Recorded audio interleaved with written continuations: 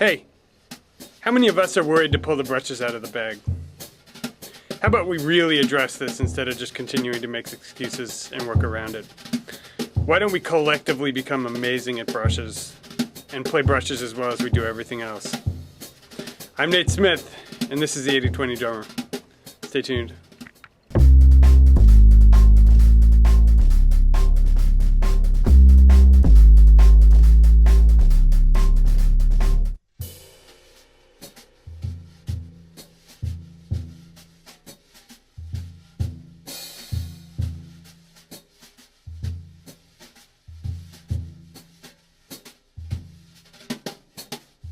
Hey guys, Nate from the 80-20 Drummer. It's been almost a year since the last brush video I made for you guys, and that one got a moderate amount of hits on YouTube and a lot of positive comments. What I did in that was I took Ed Soph's ballad brush pattern and broke it down even further and sort of stepified it so that people would be able to pick it up. So finally, I'm picking up where I left off with the ballad video, and this is going to be chapter 2 of the kind of basic brush vocabulary series. And the reason why, just very briefly, is that I feel like we need a new direction for brush instruction. It's a huge hole in the instruction. There are a lot of people playing things out of books that are one guy's method distilled down to the very basics without any of the sauce because he or she got some money for that 50 years ago. And there are a few people playing at a super high level like Greg Hutchinson and Brian Blade and Bill Stewart, all of whom have developed their own mechanics, but there are very few others playing with their own voices at a super high level. Anyway, blah, blah, blah, I digress. This is going to be installment 2, so I'm going to start basic, and we're doing medium tempo here. The issue is you want to have a kind of groove and also some idioms to break that up. Very, very simple. And from those you're going to build future vocabulary. So let me show you the little groove I do. Let me show you a couple idioms to break that up. And at the end I'll show you a little hot lick that I developed that's pretty common amongst modern drummers. Okay, so stage 1. 1, 2, 3, 4.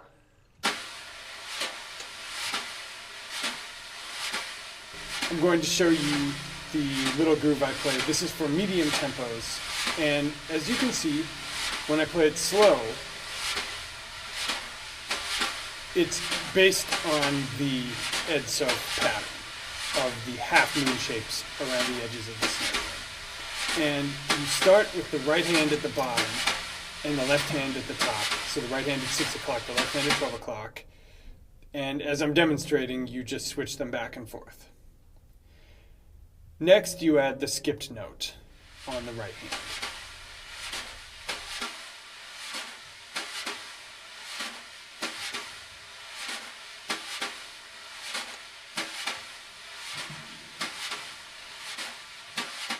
And again, here's what it looks like faster at more of a medium tempo. 1, 2, 3, 4.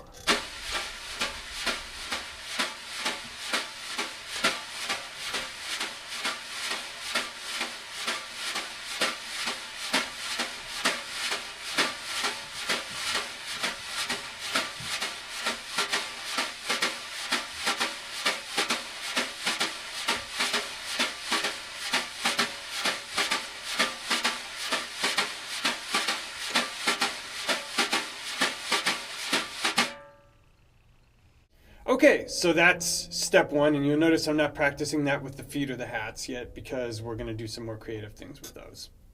So now I want to delve into another of Ed's sort of things that I've adapted, which is the hand-to-hand with the right and left hand sweeps with the side-to-side in the right hand, as I'm demonstrating here with hands on.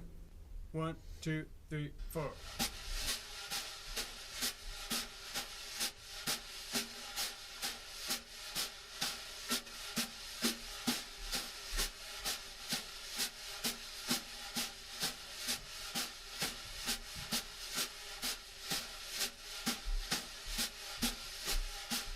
So this all stems from an Ed Soph technique, which, unlike the ballad pattern, is a hand-to-hand program.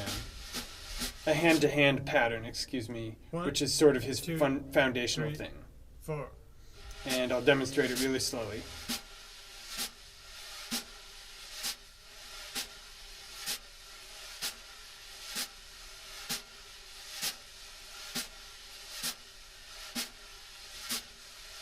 And now I'll isolate the right and left hands so you can see what they're doing.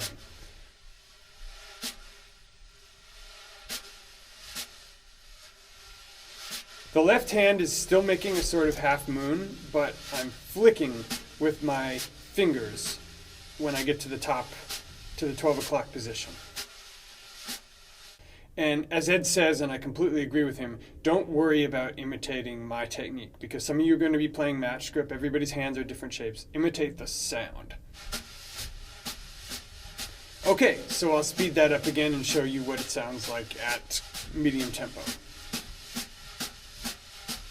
And now I'll throw in the side-to-side sweep on the right hand, and then zoom in on that, deconstruct that a little bit.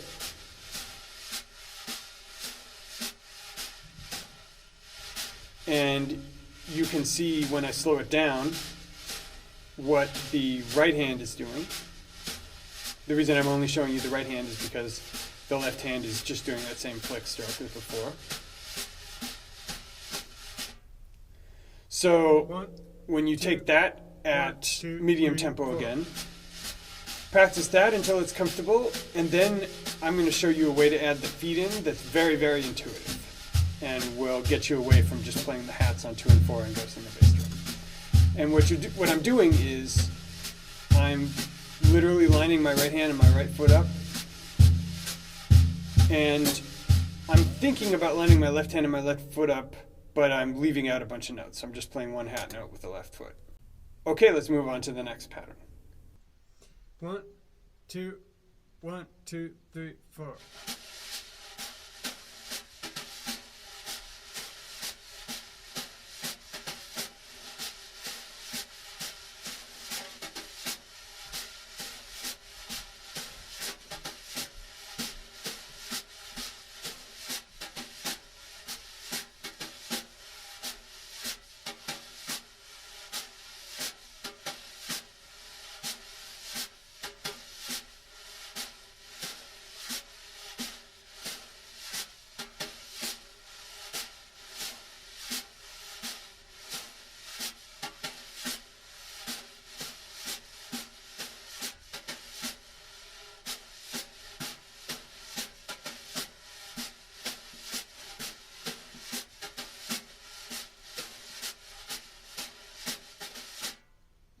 Okay, now the next part is simply to put the two halves together.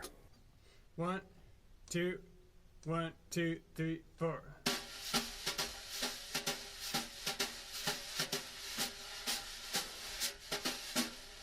I play 2 bars of the medium tempo groove I showed you in the first part of the lesson, and then 2 bars of the side-to-side sweep idiom. This is only one possible way to plug these together, but I found that practicing specific instances of something can be far more useful than practicing, for instance, every possible permutation as if you were playing the New Breed book. If you're going to add the feet, this is what it would look like. I'm just playing the standard foot pattern where I ghost the bass drum on quarters and play the hi-hat on 2 and 4 as I'm playing the groove, though that's hardly necessary. But it feels natural, and if you're doing it right, your right hand and right foot should sort of just fall in to this pattern. Your body's very used to moving these 2 limbs together. It's not supposed to be difficult, it's supposed to feel logical. The method I'm using here, by starting with the small kernel and gradually expanding out, is something called orchestration. And this is something that I cover both in the 80-20 drummer series and in my series called Faster Hands. But I'm applying it here to brushes.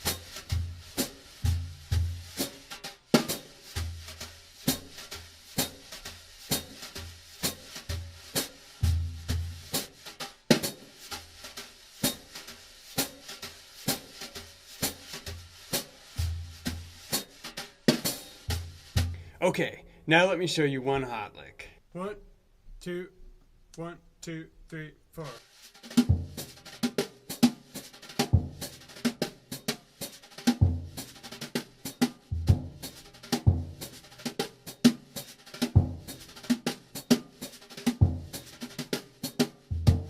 This lick is similar to something you might see Ari Honig doing, and it leverages an inversion of the paradiddle that's actually very simple. It's just a right, right, left, right with the accent on the right hand.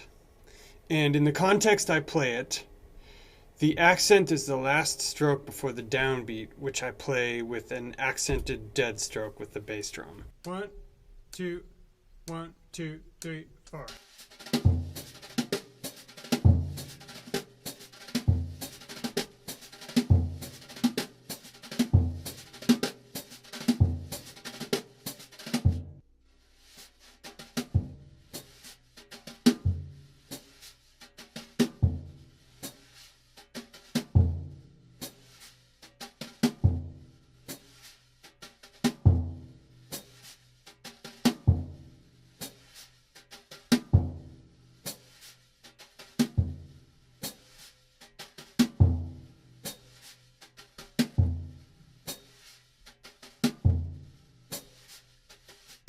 The only other variation to this is that instead of landing on the bass drum, you can play that right, right, left, right, and then add the accented left. All of these strokes are a style of stroke that I believe is called a fop in Ed Soap's video, and I will get into greater detail about how to play them in a future video.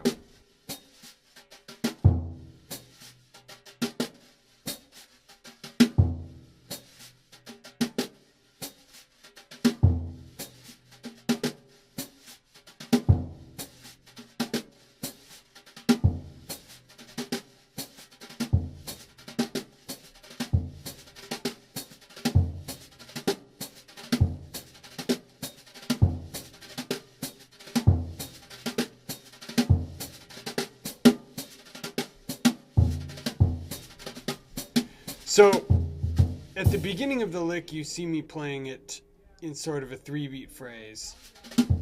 The kernel I'm going to ask you to learn is literally only just the 2-beat.